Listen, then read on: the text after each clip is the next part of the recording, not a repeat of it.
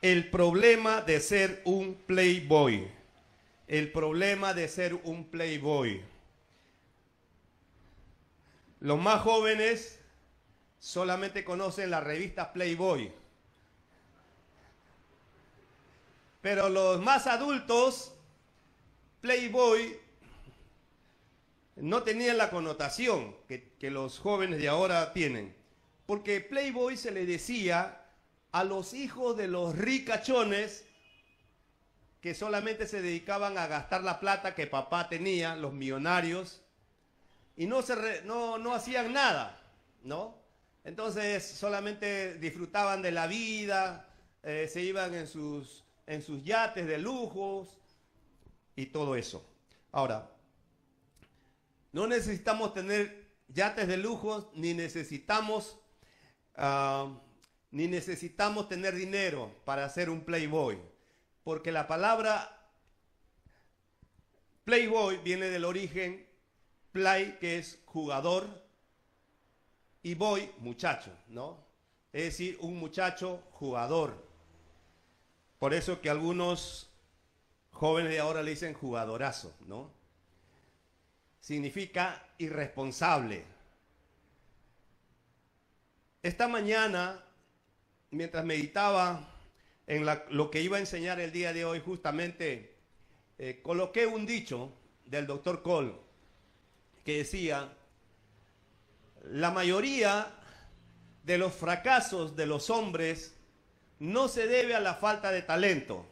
Escúcheme, esto es muy importante, esta es la columna vertebral de la enseñanza de hoy. El fracaso de la mayoría de los hombres no es por falta de talento, sino por falta de carácter, que es integridad. Y lo que nosotros queremos hacer a través del curso justamente es formar carácter. El doctor Cole dice, tu talento te puede llevar tan alto donde tu carácter no te va a poder sostener. Y eso lo vemos constantemente en la vida de los futbolistas, por ejemplo. A veces son talentosos y suben como la espuma, pero no tienen carácter para mantenerse. Y no solamente futbolistas, puede haber en todo. De repente tú haces algo bueno y tu talento te llevó a surgir en la empresa, en el negocio. Pero si no tienes carácter para sostenerte, vas a venirte otra vez abajo. Y uno de los personajes que podemos tomarlo no como un buen ejemplo, por ejemplo, es Maradona. Maradona fue un jugador, como muy pocos, con un tremendo talento, pero que no tuvo el carácter suficiente para mantenerse. Porque vinieron justamente con la fama y el dinero, las tentaciones. Y para eso se necesita carácter. La palabra fracaso, aprendimos la semana pasada, la palabra pecado significa lo mismo que fracaso. Porque en el idioma hebreo la palabra pecado es errar a blanco, fallar, fracasar. Eso es la palabra. La palabra pecado significa fracaso. Entonces, muchos de nosotros no estamos teniendo el éxito que anhelamos porque nos falta carácter para perseverar en lograr aquello que nos hemos propuesto. Porque muchas veces cuando el camino se pone difícil, tiramos la toalla, nos rendimos. Y entonces estamos constantemente volviendo a empezar, volviendo a empezar, volviendo a empezar. Lamentablemente conozco a algunos jóvenes. Conocí a uno de mis discípulos, llegó a la iglesia con su abuelita, tendría 10 añitos. Lo he visto en todo su desarrollo, pero lamentablemente se crió sin padre. Y lo que yo observé que a él le faltaba eso, carácter. Y siempre estaba empezando un trabajo. Siempre que me encontraba, ¿y dónde está trabajando? Ah, pastor, hoy día, ahora estoy trabajando en tal lugar. ¿Qué tiempo tienes? 4 meses. 10 años y seguí en lo mismo, empezando un nuevo trabajo y un nuevo trabajo. Y todos los que empezamos, ¿con cuánto empezamos? Con el sueldo mínimo, ¿sí o no? Yo le digo, si hace 10 años te hubiera mantenido, aunque sea despachador de grifo, hoy día sería por lo menos supervisor. Pero porque no perseveraste, estás comenzando siempre un nuevo trabajo. Punto 1, punto A. Psicologizamos el evangelio. La gente tiene problemas, no pecados. Hoy estamos viviendo esa etapa justamente. Psicologizamos el evangelio, la gente tiene problemas, no pecados. Todos los problemas de algún modo están basados en el pecado. Todos los problemas de algún modo están basados en el pecado. Salmo 107, 17 dice: fueron afligidos los insensatos a causa del camino de su rebelión y a causa de sus maldades. Vivimos hoy día en una cultura, es triste hasta dónde estamos llegando el día de hoy. La Biblia dice que llegará el día en que a lo bueno le dirán malo y a lo malo le dirán bueno. Y estamos en ese día. Hoy día, ¿no? Están metiendo preso a gente normal. Simplemente porque hay un grupo que se siente ofendido por no ser aceptado o por no llamarlo en su género correcto. Hoy día estamos al revés, el mundo está al revés. Entonces,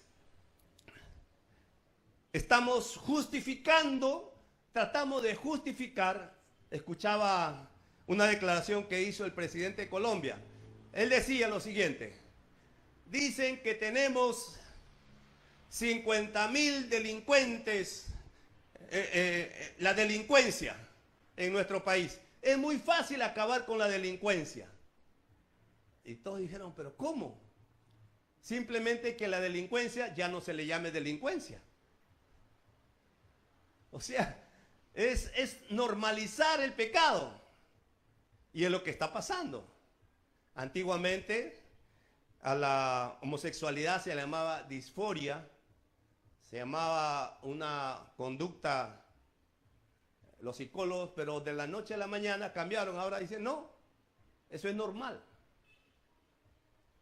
Entonces estamos tratando de, y en el evangelio de igual manera también. Muchas veces nosotros, en lugar de ayudar a la gente a cambiar, le pasamos la mano como a los perritos, ¿no? Cuando se le da cariño. No se vaya a ofender el hermano, mejor hay que, pastor, predique suave nomás. No hay que hablar de las cosas, porque dice, hay un hermano viene y me dice, me está mandando indirecta. No es indirecta, yo siempre hablo directo. Entonces, miren, si nosotros queremos salir del fracaso, tenemos simplemente que aceptar la verdad. Es la verdad, Jesús dijo, conocerán la verdad y la verdad nos va a hacer libres. Tenemos que llegar a esa conclusión. En tu vida, de repente hay cosas que no están funcionando.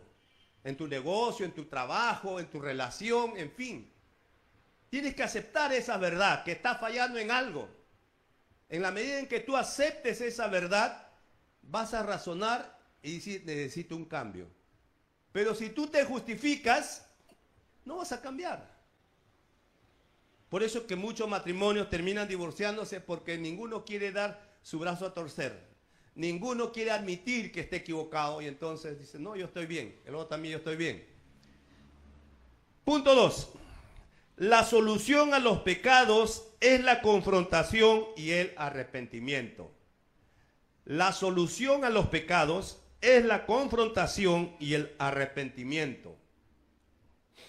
En el Salmo 32, del 3 al 5 dice, hubo un tiempo cuando no admití que yo era un pecador, pero mi deshonestidad me hizo miserable.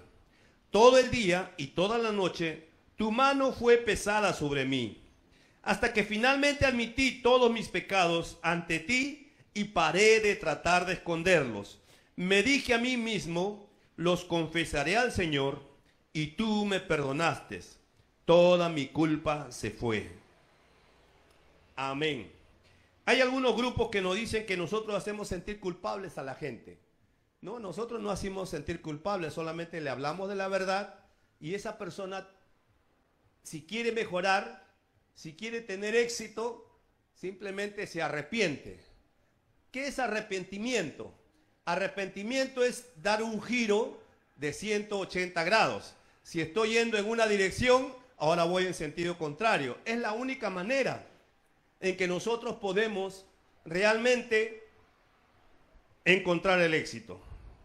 En el libro de Primera de Juan 1:19 dice lo siguiente: si confesamos nuestros pecados, Él es fiel y justo para perdonar nuestros pecados y limpiarnos de toda maldad.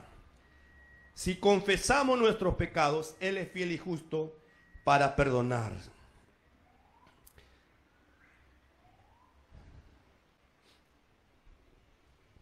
Cuando nosotros confesamos nuestro pecado, estamos admitiendo que estamos mal, que nos hemos equivocado, que hemos fallado, que hemos fracasado. ¿Saben? A Dios no le interesa nuestros fracasos. La verdad es así. Lo que a Dios más le molesta es no admitir nuestra responsabilidad. Cuando tú puedes, la palabra Jesús mismo lo dijo, cuando Pedro le preguntó, Señor, ¿cuántas veces perdonaré a mi hermano? ¿Y qué le dijo Jesús? 70 veces 7. Miren, si Jesús está diciendo eso es porque el perdón no es problema para Dios. El problema para nosotros es no admitir nuestro pecado, no admitir nuestros errores. Estamos hablando justamente de Playboy, el irresponsable. Hay personas que ante un lavado de cabeza, como se dice, una llamada de atención, una corrección, cambian. Pero hay personas que se ofenden y no cambian y siguen en lo mismo. Y siguen en lo mismo. No admiten que están mal, no admiten su pecado, no admiten su error, no admiten su fracaso. Punto B. La disciplina es débil o inexistente en la vida de la iglesia. El apóstol Pablo defendía la disciplina. La disciplina es débil o inexistente en la vida de la iglesia. Aquí quiero hablar un poquito porque si es verdad, en mi tiempo se hablaba bastante de disciplina. Se disciplinaba en la mayoría de las iglesias, pero hoy día ya no se disciplina. Ya no se corrige. Ahora, ¿qué es la disciplina? La disciplina es una regla de conducta, no reglas para tirar, sino una regla de conducta. Entonces, la disciplina no es para destruir a la gente, sino es para restaurar. Ese es el propósito de la disciplina. A ver, ¿a cuántos de nosotros nos han disciplinado nuestros padres?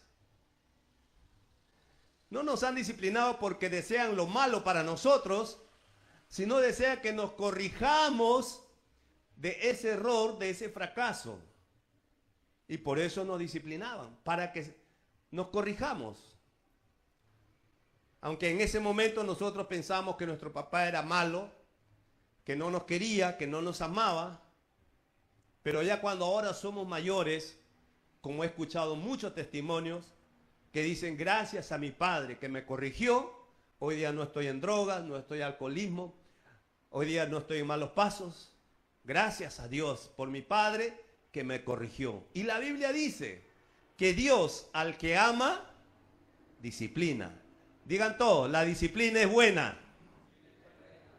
Así es.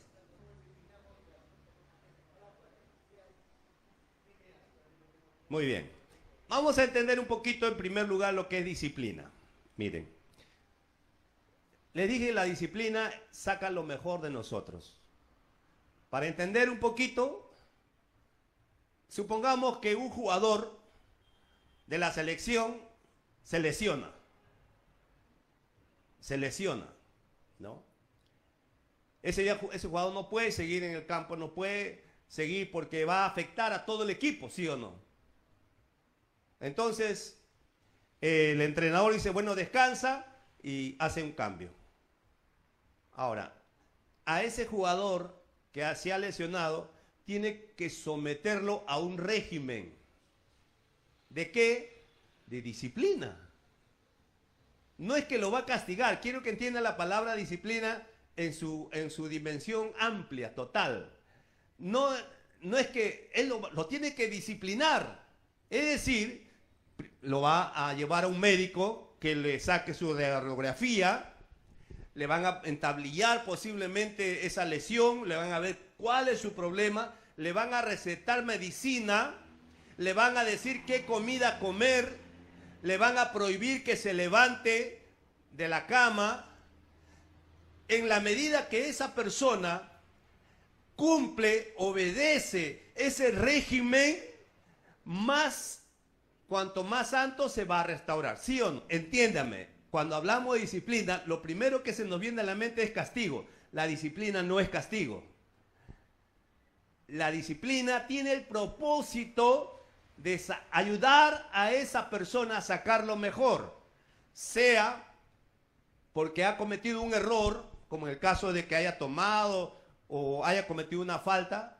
Entonces, ayudarle a esa persona que recapacite, que se retracte su forma de jugar.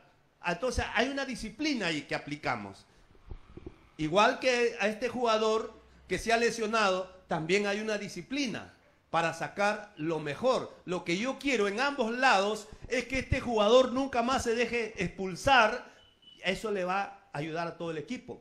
Así como a este jugador que yo quiero que esté en su máxima capacidad, y por eso tiene que someterse a un régimen para que pueda rendir para el equipo. Ahora, es para que ustedes entiendan lo que significa disciplina. Por eso la disciplina siempre tiene el propósito de restaurar y sacar lo mejor de nosotros. En la iglesia también debe haber disciplina. Muchas veces no entendemos. Por ejemplo, en el matrimonio debe haber disciplina, pero muchas veces no hay. Yo soy consejero matrimonial y vienen muchas veces las parejas y algunos pastores me dicen, pastor, tengo una pareja que está pero mal, que hable con usted, por favor. Ya le digo, vamos a conversar. Y al final de 1 hora, 2 horas de conversar con esa pareja, viene el pastor, me dice, pastor, ¿ya se reconciliaron? Le digo, ¿cómo reconciliarse? Pues que ya otra vez tiene que ser sometido a disciplina. ¿Qué pasa si yo le digo, ya, ustedes ya lo convenzo para que vuelvan? No han aprendido nada, no han sufrido nada, porque la disciplina duele. Entonces, mi labor como consejero matrimonial es detectar cuáles los errores que están cometiendo estas personas como pareja. Siempre digo, en el matrimonio, cuando hay problema, es culpa de los dos. No siempre es un culpable, son los dos. Entonces yo le digo, detecto cuál es, como los médicos, le saco su radiografía, régimen. Vamos a llamar régimen. Para restaurar de repente ese corazón roto de su esposa, que este hombre siempre le prometía algo y nunca lo cumplió. Ya, vamos a darle su remedio para que cumpla su palabra. Después, también la mujer de repente ha cometido un error. Muy bien, régimen. A ver tú, de repente ha tratado mal a su esposo. Lo ha minimizado y constantemente es una tóxica, como le llaman ahora, ¿no? Régimen también.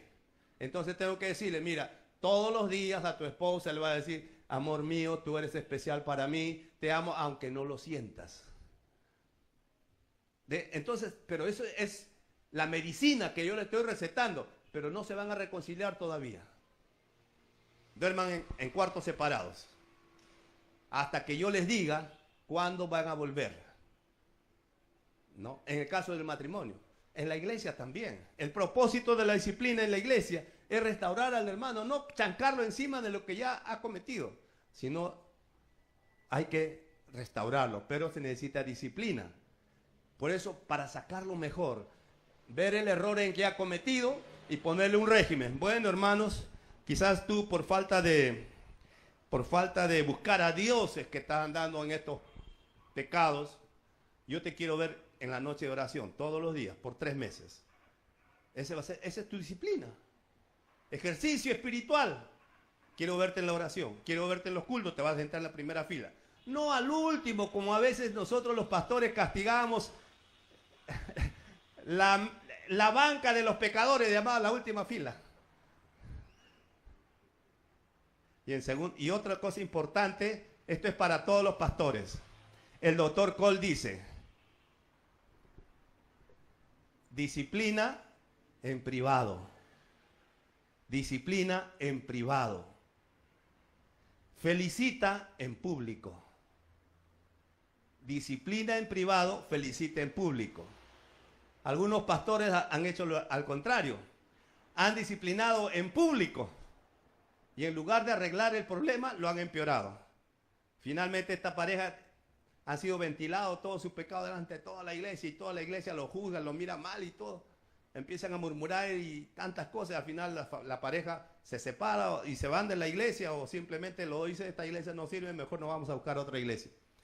Pero eso es por falta de criterio a la hora de disciplinar. Por eso se disciplina en privado. Nadie tiene por qué saber, porque la chismosería nos encanta, como dice el culto Guadalupe, el aguadito nos encanta, ¿no? ¿No? Hay muchos hinchas del culto Guadalupe por acá. No, yo también veo el culto Guadalupe, por si acaso. La fe es lo más lindo de la vida, ¿no? Entonces, hay que tener un régimen. En la iglesia el fin es restaurar. Siempre en privado se disciplina. Nadie tiene por qué saber nada. Siempre en la iglesia decimos, cuando disciplinamos a alguien, todo el mundo se entera de una u otra manera, pero nosotros disciplinamos. Y cuando preguntan, pastor, ¿cómo fue? Eso es privado. Y si alguno más por ahí quiere preguntar, pregúntenle al pastor, le dicen, ya sabe que yo no le voy a decir. Entonces, porque al hacer eso, estamos guardando la dignidad de la persona. Y esa persona, ¿saben qué? Va a estar tan agradecido que el pastor no ventile sus problemas, que le va a ser una oveja fiel. Es como la oveja perniquebrada, cuando el pastor lo trae al rebaño, lo cura, esa oveja nunca más se va a apartar del pastor, va a estar a su lado siempre, ¿no? Ese es cuando con sabiduría aplicamos la disciplina. Vamos a seguir. Punto C. La tristeza humana es cuando sentimos el haber sido atrapados. La tristeza, según Dios, es cuando sentimos haber pecado y deseamos ser libres de él. La tristeza humana es cuando sentimos el haber sido atrapados. La tristeza, según Dios, es cuando sentimos haber pecado y deseamos ser libres de él. Segunda de Corintios 7, 9 y 10 dice, ahora me gozo. El apóstol Pablo está escribiendo, ahora me gozo no porque hayáis sido contristados, sino porque fuiste contristados para arrepentimiento, porque la tristeza que es según Dios produce arrepentimiento para salvación, de la que no hay que arrepentirse, pero la tristeza del mundo produce muerte. Aquí, wow. Hay dos tipos de tristeza, la tristeza humana y la tristeza que es el Espíritu Santo que nos contrita. La tristeza humana es lo que nosotros vemos por la televisión casi todos los días, cuando han capturado a un delincuente, ¿no? Los que tienen sangre en la cara todavía agachan su cabeza, se sienten culpables, están tristes, pero no están arrepentidos. Están tristes porque los han atrapado, no porque están arrepentidos. esa es una tristeza humana. Pero la tristeza que es según Dios es la que te produce el Espíritu Santo. Y aunque nadie sepa lo que has pecado, pero el Espíritu Santo te redarguye de pecado. Esa tristeza es la que te lleva al arrepentimiento. Entonces, de esa tristeza no hay que arrepentirnos. Es normal sentirnos mal, porque el Espíritu Santo nos redarguye y nos lleva hacia el arrepentimiento. Y lo que tenemos que hacer es buscar a Dios. Una de las cosas que siempre le digo a la gente, ¿cuál es la mejor manera para evitar el pecado? A veces la gente dice, bueno, para evitar el pecado tengo que ser más fuerte. No, la mejor manera es acercarte a Dios. Miren, cuando los mineros encuentran oro, el oro nunca está puro. El oro siempre viene contaminado con otros metales. Y lo que hacen los mineros es, lo meten en una ollita que resiste altas temperaturas y le meten soplete y ese oro empieza a hervir. Cuanto más fuego le echan a ese oro, los otros metales no soportan el calor y sale una costra encima. Y abajo va quedando el oro más puro. Por eso tenemos diferentes categorías de oro. Categoría, ¿cuál es la de menor? De 14, creo, ¿no? ¿Cuánto? 14, 18 y 24. La 24 es más puro, ¿no? La de 14 es más o menos nomás, pero todavía está contaminado. Entonces, ¿cómo nosotros podemos ser purificados? Acercándonos al fuego de Dios. Cuanto más nos acercamos al fuego de la presencia de Dios, es cuando más vamos a ser purificados de todo pecado. Por eso necesitamos buscar a Dios. Necesitamos buscar su presencia. Si están pasando problemas, dificultades, está envuelto quizás en pecados, busque a Dios con todo su corazón. Pídale ayuda a Dios. Arrepiéntase y busca sinceramente a Dios. Va a ver cómo Dios lo va a empezar a purificar. Punto D. Hay espíritus seductores y doctrinas de demonios cegándonos a la verdad, seduciéndonos a creer que tenemos problemas en lugar de pecados. Hay espíritus seductores y doctrinas de demonios cegándonos a la verdad, seduciéndonos a creer que tenemos problemas en lugar de pecados. Estamos viviendo en ese tiempo. El Dios de este siglo. Estamos viviendo en esa etapa, ¿no?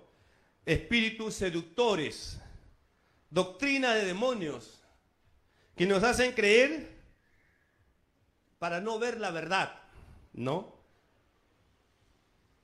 Que la gente tiene problemas y no tiene pecados. Ese es un problema.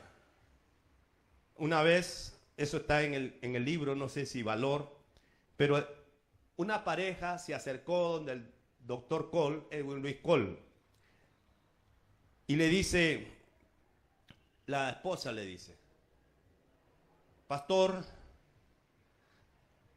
mi esposo dice que yo tengo un problema. A ver, dígame usted cuál es su problema. No, mi esposo dice que yo tengo un problema. Pero dígame cuál es cuál es el problema que dice su esposo que usted tiene. Y ella le dice, mi esposo dice que yo no soy una esposa normal. ¿Y cuál es el problema que usted tiene? Bueno, doctor, dice, Nosotros, antes de tener relaciones sexuales, mi esposo quiere que miremos videos pornográficos para poder tener relaciones sexuales. Y eso a mí no me agrada. Eso a mí no me gusta. Me da asco. ¿Y qué es su esposo? Es el ministro de jóvenes de la iglesia. Y el doctor Cole dice, su esposo puede ser ministro de jóvenes y todo lo que quiera, pero en realidad es un pornógrafo. Está atrapado en la pornografía. Y no es la que usted tiene problema, sino que él está en pecado.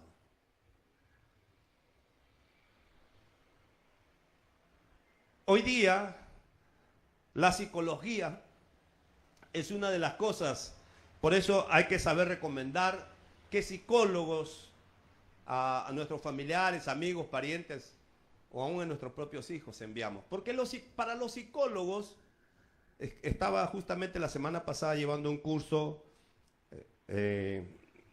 sobre, ¿cómo se llama? Profamilia, algo así. Pero vino una psicóloga del Ministerio de Justicia. Ella es creyente. ¿Y hasta dónde han llegado la ley que a ella le prohíben hablar de Dios como psicóloga?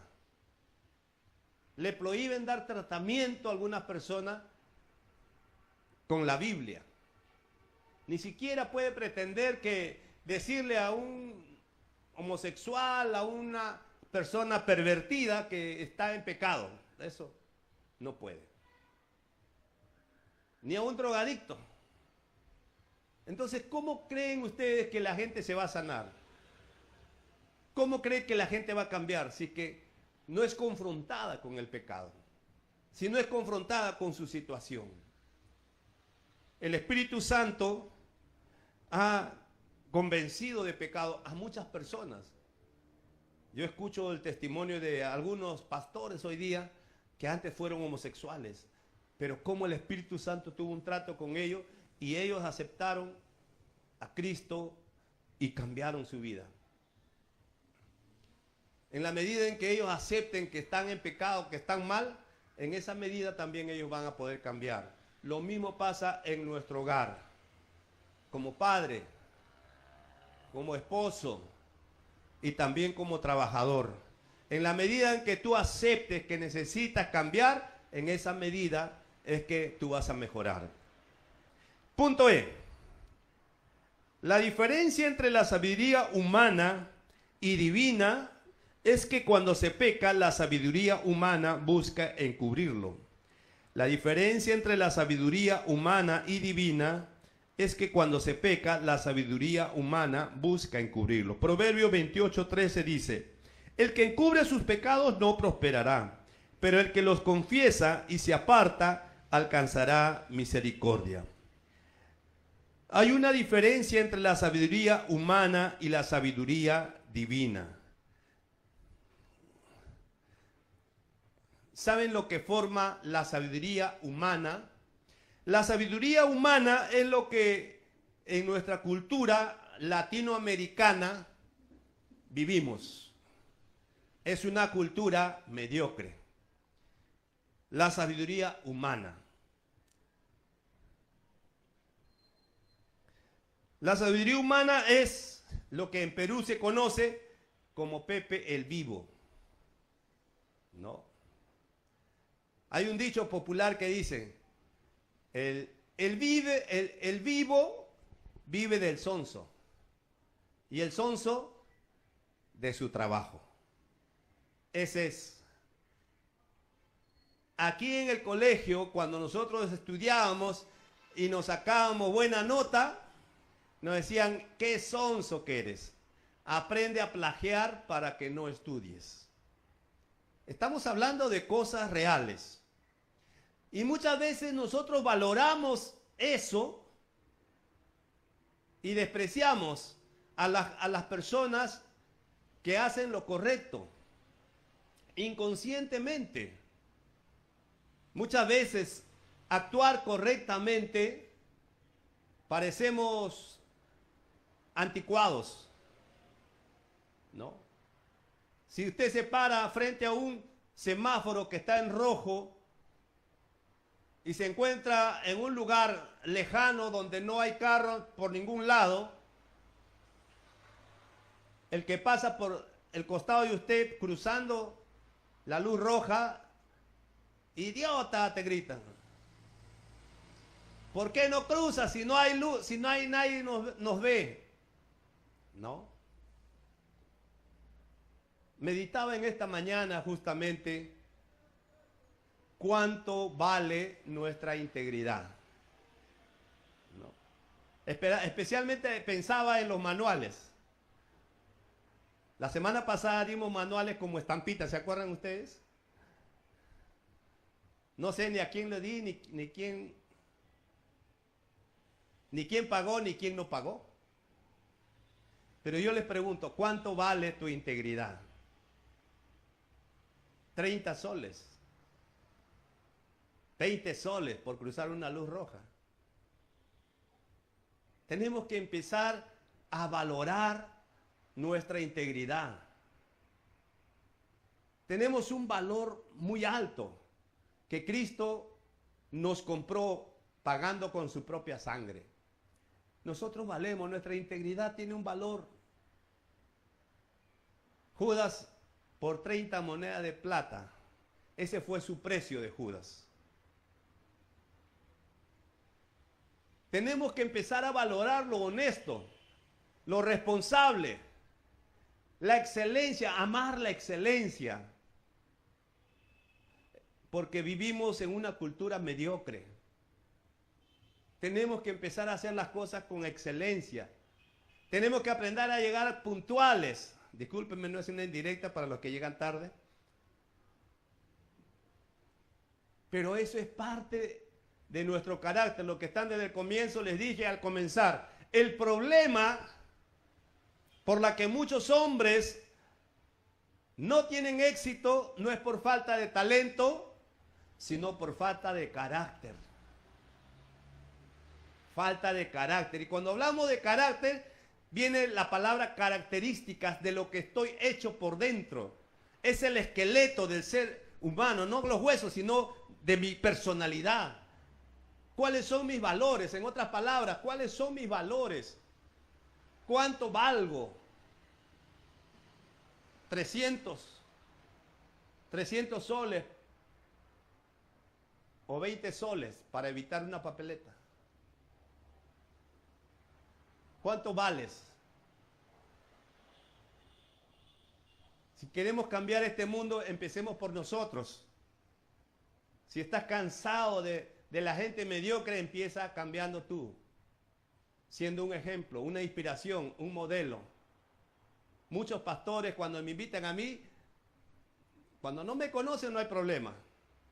Yo siempre llego media hora a mis reuniones y siempre encuentro todavía la iglesia cerrada. Pero después de 2 o 3 veces que ya me invitan, se asusta. Dice, no, ahí va a venir el pastor Laureano, tenemos que ir 1 hora antes. Pero miren, enseñamos a la gente, porque eso es parte de la mediocridad. Eso es parte de la mediocridad. Recuerden, la semana pasada les hablé, los niños quieren concesiones. Quieren concesiones, que se le baje la valla. Miren, ¿qué pasaría si yo veo un joven atleta con un gran potencial y le pongo la valla en 1,80 m y lo pasa como si nada? Le pongo la valla en 2 metros y de repente se cae. ¿Yo sería un buen entrenador si le bajo la valla para que no se caiga? ¿O le digo que siga intentándolo? ¿Cuándo voy a sacarlo mejor? Cuando más subo la valla. Pero a veces en nuestra vida, hermanos, bajamos la valla. Bajamos la valla. Y a veces la valla está tan baja que ya no tenemos ninguna diferencia entre el mundo y nosotros. Es decir, las cosas del mundo se nos ha pegado. Eso me costó muchos años de trabajo, en mí mismo como persona. Porque las cosas mundanas, hermano, las costumbres, la cultura, está arraizado en nosotros. Y una de las cosas que Dios más odia es la mediocridad. A Dios le da asco la mediocridad. En el libro de Apocalipsis dice, ojalá fuera frío o caliente, pero por cuanto eres tibio, te vomitaré de mi boca. Traducción, ojalá fuera frío, ojalá fueres caliente, pero como eres tibio, me das asco. Eso es lo que quiere decir.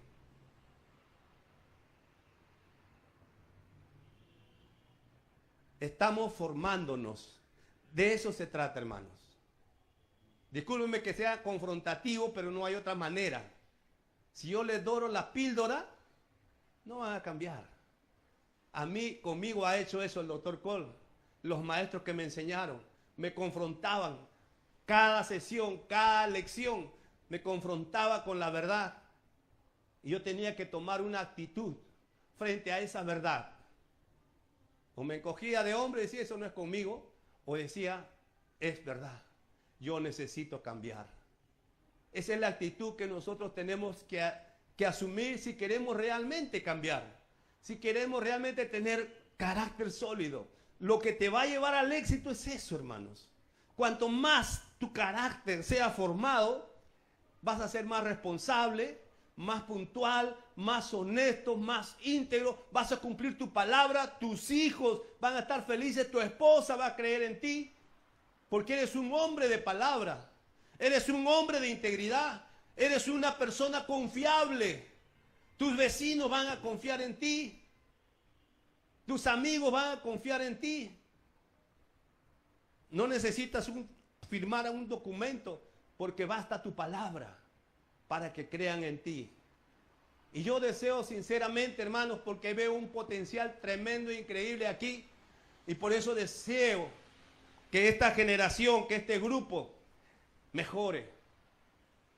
Estamos cansados de la cultura mediocre de nuestro país. Fuéramos mucho más, mucho mejor de lo que somos, de lo que hemos llegado. A Dios gracias. Hemos pasado crisis, pandemia, tan terrorismo y tantas cosas, solo por la gracia de Dios. Pero Dios no quiere que vivamos solamente por milagro, decíamos la semana pasada, que aprendamos a vivir por los principios. Eso nos va a llevar a otro nivel. Hermanos, está comprobado. En los países donde se vive la palabra de Dios son países prósperos. Europa tuvo su época. Llegó a Estados Unidos. Estados Unidos fue fundado sobre los principios de la palabra de Dios. Los padres de la patria pusieron la Biblia como fundamento de la nación. Los llevó. En los años 60, una mujer, imagínense, es increíble, una mujer dijo que se prohíba en los colegios, en las universidades, porque todas las universidades enseñaban con la palabra de Dios. Que se prohíba la Biblia. Y no hubo hombres que se pusieran de pie y dijeran, no, vamos a seguir, porque esto es la clave que nos ha llevado a la posición que estamos. Pero no hubo un hombre. Mientras que los hombres, hermanos, no asuman su responsabilidad de liderazgo, lamentablemente va a ocurrir. Hoy día, Estados Unidos no es ni la sombra de lo que fue. Corea, una guerra, ¿cómo se dice cuando se pelean entre hermanos? Una guerra, ¿cómo? Guerra civil, por años. Se dividió Corea. Corea del Sur aceptó el Evangelio. Empezaron a vivir el Evangelio. Se fueron para arriba. Nosotros fuéramos mucho más, mucho mejor. Mucho mejor. Tenemos, aquí en el Perú es frustrante ver tanta riqueza natural que Dios nos ha dado. La Biblia dice que nosotros seremos cabeza y no cola. Pero ¿qué es lo que nos está llevando a vivir una vida así, mediocre? Justamente es no vivir los principios de la palabra de Dios. Punto 1, dice, Adán trató de cubrirse en el huerto, culpar a alguien. Adán trató de cubrirse en el huerto, culpar a alguien. Génesis 3, 10 al 12 dice, y él respondió, oí tu voz en el huerto y tuve miedo porque estaba desnudo y me escondí. Y el hombre respondió, la mujer que me diste por compañera me dio del árbol y yo comí. Adán, el primer hombre, justificándose de su error. Aquí un comentario, miren, les hago una pregunta subjetiva. ¿Qué creen que hubiera pasado si cuando Dios regresa y le dice a Adán, Adán, ¿qué has hecho? Y Adán dijera, Señor, perdóname, me equivoqué, comí del árbol que tú dijiste que no coma, perdóname, Señor. ¿Usted cree que Dios no lo perdonaría? Porque Él no puede irse contra su palabra. 70 veces perdonaré a mi hermano. Dios tendría que perdonarlo. Pero Adán nunca asumió su responsabilidad. No dijo, sí, Señor, me equivoqué, sino él dijo, yo no tengo la culpa. La mujer tiene la culpa. Ella me dio y yo comí. Y la mujer dijo, yo tampoco tengo la culpa, la serpiente tiene la culpa. Eso es la sabiduría humana. Busca encubrirse, encubrir su pecado. Punto 2. Nuestro mundo es producto de la sabiduría mundana. Nuestro mundo es producto de la sabiduría mundana. Santiago 3, 13 al 16 dice, pero si tenéis celos amargos y contención en vuestro corazón, no os jactéis ni mintáis contra la verdad, porque esta sabiduría no es la que desciende de lo alto, sino terrenal, animal y diabólica. Porque donde hay celos y contención, allí hay perturbación y toda obra perversa. Nuestro mundo es producto de la sabiduría mundana. Así es. Nuestro mundo, nuestra nación es producto de la sabiduría mundana. Y nosotros nos preguntamos, como mucha gente inconversa nos pregunta, si hay Dios, ¿por qué hay tantos pobres? Si hay Dios, ¿por qué hay delincuencia? Si hay Dios, ¿por qué hay droga? Si hay Dios, ¿por qué está esta situación? No es porque Dios no existe. Esta situación está porque justamente los hombres no quieren obedecer a Dios. Esa es la verdad. No quieren obedecer a Dios y prefieren vivir en su sabiduría mundana. Tratar de arreglar sus problemas de acuerdo a la sabiduría mundana. Esconderse, buscan justificarse. Algunos que están en Infocor, ojalá que aquí no haya ninguno, van a la sabiduría mundana. Voy a buscarme un abogado. El abogado dice, tengo un contacto que te puede sacar del Infocor. No aprendió nada, porque saliendo de ese problema va a volverse a meter otra vez en problemas, porque no aprendió nada. Trata de solucionar de acuerdo a la sabiduría mundana. Pero la sabiduría de Dios es admitir, me confronto, admito mi deuda, establezco con el banco, converso, le digo cuál es mi situación y que me fije un plazo de cómo puedo pagar la deuda. ¿No? Esa es la mejor. Siguiente punto. La humanidad no se mejora por medio de la pericia técnica o conocimiento científico. La humanidad no se mejora por medio de la pericia técnica o conocimiento científico. Salmos 14:3 dice, todos se desviaron, a una se han corrompido. No hay quien haga lo bueno, no hay ni siquiera uno. Primera de Corintios 3:20 dice, Y otra vez el Señor conoce los pensamientos de los sabios, que son vanos. La humanidad no se mejora por medio de la pericia técnica o conocimientos científicos. Algunas personas piensan que la educación es la base para cambiar. La educación es la base para mejorar. Yo digo, sí, la educación tiene un poco que ver ahí, pero no es suficiente. A veces los hombres entran en una discusión política. ¿Qué sistema es mejor? No, el sistema socialista es mejor. El capitalista es mejor. El liberal es mejor. Cualquier sistema falla si el hombre no ha cambiado. Porque los planes tienen buenas intenciones, pero fracasa porque hay hombres con falta de carácter, falta de integridad. Puede ser doctor, maestro de la agraria, doctor y magíster, puede ser general, presidente, no es con educación.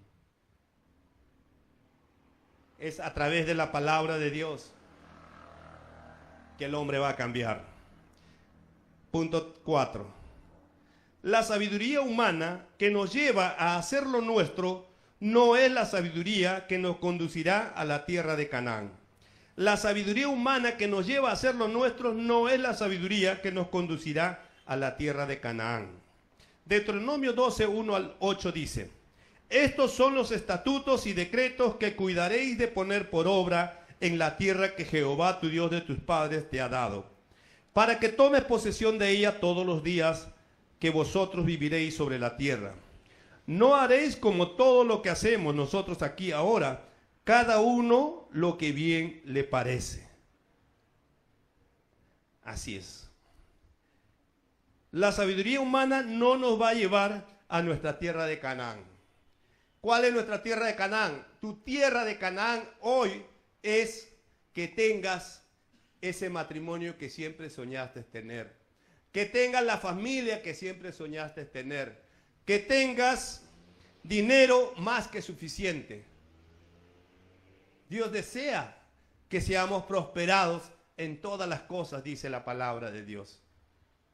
Si no hay billetes por algo, hay algo que no está bien en mi vida. Y le echamos la culpa al diablo. Le echamos la culpa, es que en el Perú no hay oportunidades. Y sin embargo en el Perú, personas humildes se están levantando tremendamente.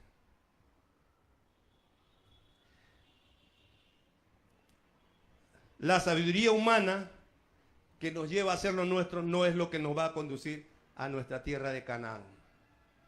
Es desarrollar los principios y patrones de la palabra de Dios aplicada a nuestra vida.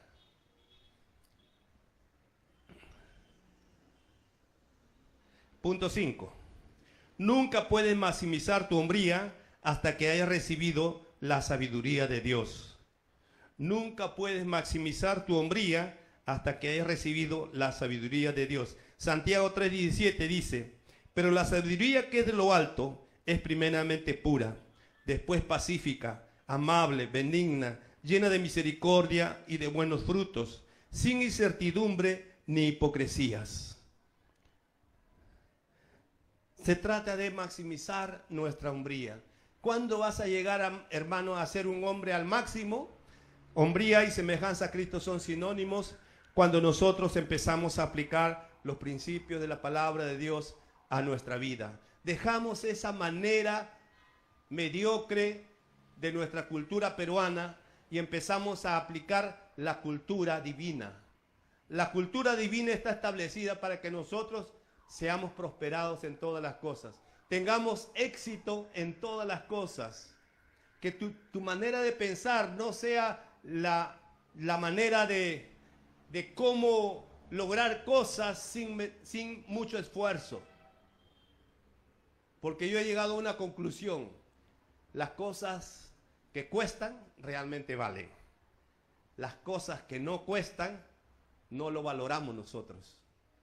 Antes yo no tenía problema en regalar libros, pero ¿saben lo que pasaba? Como no les costó, llevaban el libro, lo guardaban en su biblioteca hasta que se polillaba y nunca lo abrieron.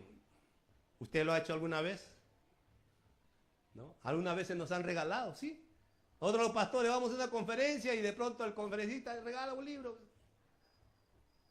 A veces no era de mi interés y por eso no me llamaba la atención. Sin embargo, hay libros que uno lo busca y está dispuesto a pagar cualquier precio, porque es algo que te interesa, algo que valoras, algo que aprecias.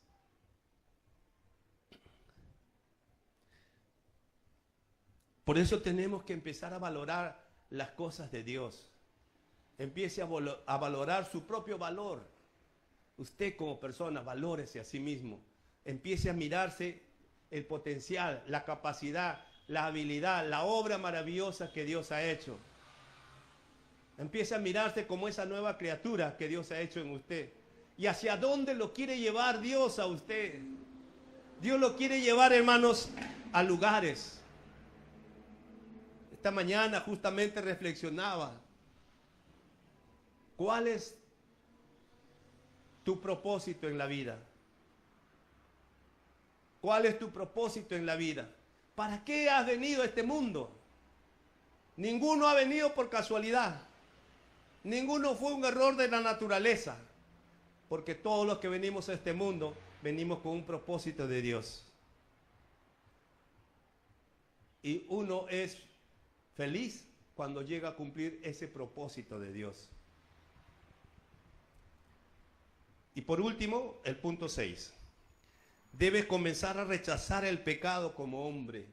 Debes empezar a rechazar el pecado como hombre. Génesis 4:7 dice, si rehusas obedecer, cuidado. El pecado está esperando para atacarte, deseando destruirte, pero tú puedes conquistarlo. El pecado está esperando para atacarte. Hermanos, ser tentados no es pecado. Ser tentado no es pecado. Muchas veces el diablo es un acusador que muchos de nosotros nos ha cambiado la imagen que tenemos de nosotros mismos. Nos hace ver todo lo malo que hay en nosotros y no ve todas las cosas buenas que Dios ha hecho en nuestra vida. Analícese. Yo nunca, no me había puesto a pensar en qué hago bien. Hasta que fui a un curso en la empresa donde trabajaba. Un curso que no es cristianos. Pero la persona que lideraba el grupo nos dijo a todos, ¿qué es lo más valioso que hay en usted? ¿Qué sabe hacer mejor? ¿Qué es lo que cree usted que puede hacer mejor? Recién ahí me puse a analizar las cosas buenas, las cualidades, el potencial que yo tenía. Hasta ese momento no me había puesto a pensar. Simplemente vivía la vida para que la vida no me viva. Pero estaba sin analizar mi propia vida. Por eso, hermanos, analícese de lo que usted era hace 10 años a lo que es ahora. De lo que era hace 20 años cuando se convirtió a Cristo, lo que es ahora. Y Dios aún espera mucho más de nosotros. No se deje embaucar por el diablo engañándolos, porque si no vamos a terminar como el pueblo de Israel. El pueblo de Israel salió de Egipto, como nosotros salimos del mundo. El pueblo de Israel caminó por el desierto, como nosotros estamos camino a nuestra tierra prometida. Pero el pueblo de Israel no entró a su tierra prometida. Se quedaron dando vueltas y vueltas y vueltas por 40 años. Solo la siguiente generación, los niños que salieron de Egipto, son los que entraron a la tierra prometida. No te quedes dando vueltas y vueltas en el desierto. Dios tiene todavía una tierra prometida. Wow, eso es verdad, hermanos. Sinceramente yo lo estoy viviendo con mi esposa. Estamos disfrutando ese tiempo. No es que nunca hemos tenido problemas. Estuvimos a punto de separarnos. Después de 15 años de pastor, imagínense usted. Tuve problemas con mis hijas. No fueron las cosas fáciles. Pero yo tuve que darme cuenta que muchas de las cosas por las que mi familia todavía no era lo que Dios quería, era por mí, por mi causa. Yo tenía que cambiar, tenía que mejorar. Y es lo que Dios espera para ti. Tu negocio puede cambiar, tu familia puede cambiar. Hay un dicho que me anima mucho y siempre lo digo: a Dios no le interesa tu pasado, a Dios le interesa tu futuro. No importa de dónde vengas, ni en los pecados que hayas cometido, a Dios no le interesa. A Dios le interesa es a dónde quieres ir con Él. Vamos a ponernos de pie y vamos a orar al Señor.